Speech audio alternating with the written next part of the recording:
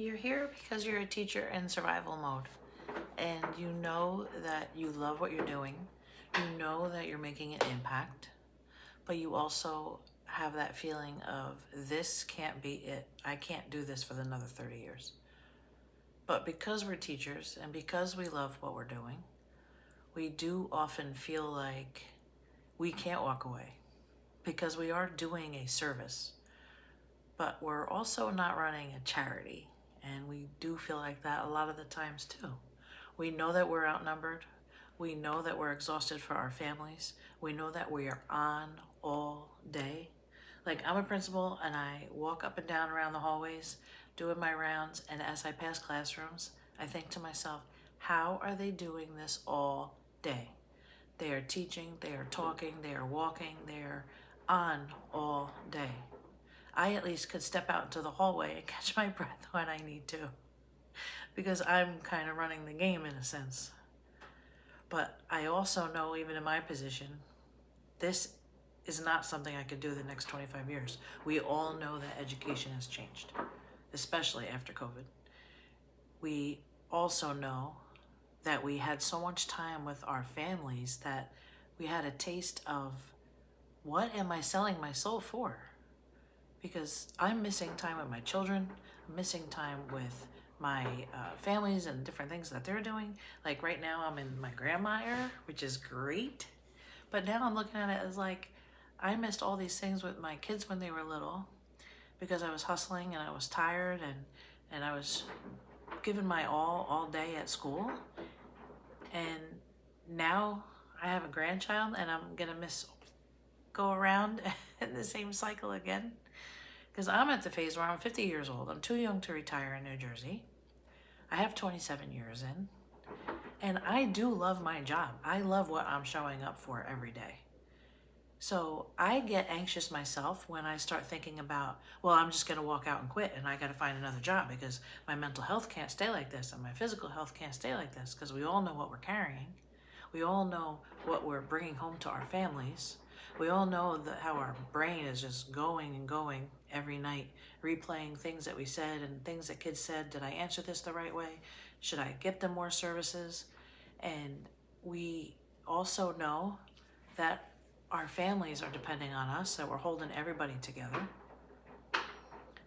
So it's that balance of the funny feeling of guilt that you're going to walk out and walk away, and also in the back of your head saying, well, I have a mortgage, I have a car payment, I can't just roll the dice and try another job, because once I walk away from this job, I'm not coming back into my district after I try something else and see how it works. The side hustle game is really great too, if you find the right side hustle, but we're looking to work smarter, not harder. We're looking to scale back. We're looking to find peace. We're looking to get more settled. We aren't looking for a whole nother career, a whole nother 9 to 5 on top of our 9 to 5. And I know I've done this 1,000 times, that if it was summer vacation, I would say, this summer, I am going to learn how to A, B, C, and D. So by September, I can breathe, even with still teaching, da, da, da, da, da, da, and then I could resign or I could retire and then I could be home with my kids. Or if I could just sell 20 more pocketbooks, or if I could just get 3 more living room meetings to sell my clean makeup. We've all been there. We've all done it. We've all sold to each other around and around and around, because we just have that taste of, there's got to be more out there. Now, if you can combine teaching, or you could combine your gifts, your knowledge, your experience, all those things, because you have it. If you're a teacher, you're a marketer, you're a problem solver, you do all those things.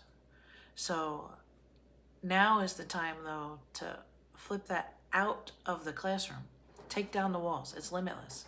I know I was a gym teacher 13 years and then became an administrator for where I'm at right now.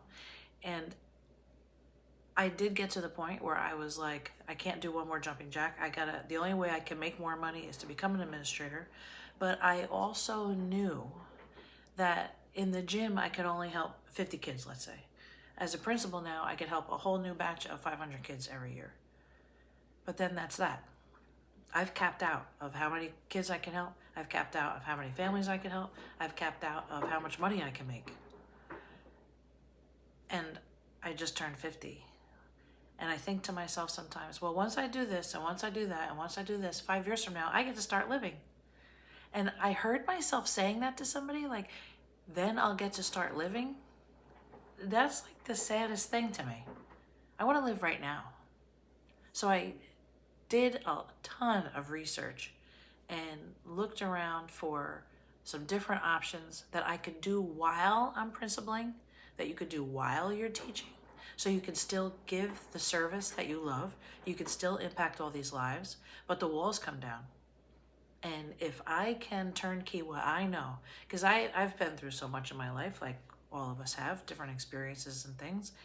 And if I could set up a system and an automation that's basically already done for me and is not going to drain my finances every month too, because we are paycheck to paycheck in education. We all know that.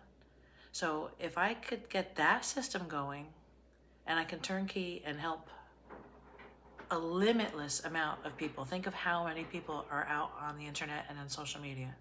And you think, oh, everybody's selling something. Everybody's selling a course. If I'm selling a course to you and you're selling a course to you, how's that going to help anybody? And it really isn't long term. And this isn't get rich quick, but this is building a foundation of another platform of serving and teaching and helping and making money, but the walls are coming down and the salary cap is off and the cap of how many people we can help is off. So if you're here, you're in the right place. And hang out, follow me, come back, and I'm going to try to help you out a little bit every day. Thanks for taking the time to listen to me.